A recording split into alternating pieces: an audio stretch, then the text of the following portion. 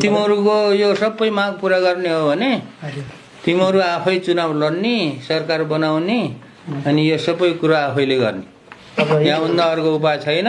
यहाँ क्यामेरा तेर्स्याएर बस्ने होइन। यहाँ चाहिँ यो के अरे यस्तो किसिमको यो माग चाहिँ मन्त्रीलाई आउँदै मन्त्रीलाई दिँदै होइन माग चाहिँ राख्ने होइन। यो चाहिँ आफै गाउँ गाउँमा जाने हो।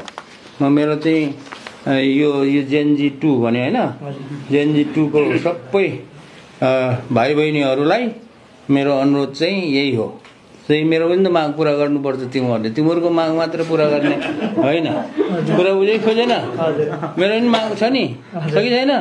मेरो माग के छ जेनजी 2 लाई र जेनजी सबैलाई भनेदेखि जेनजीको भाइ बहिनीहरू अब काठमाडौँ बस्न छोडेर आज 1 गते भयो, मङ्सिर महिना पनि लाग्यो, अनि सब गाउँ गाउँमा जाने, आफ्नो आफ्नो गाउँमा जाने, आफ्नो आफ्नो के अरे नयाँ नयाँ युवा, खास गरी युवा नेताहरूले ल्याउने होइन। युवा नेताहरूलाई ल्याउने अनि यस्ता किसिमको मागहरू चाहिँ त्यो सरकारलाई पुरा गर्ने।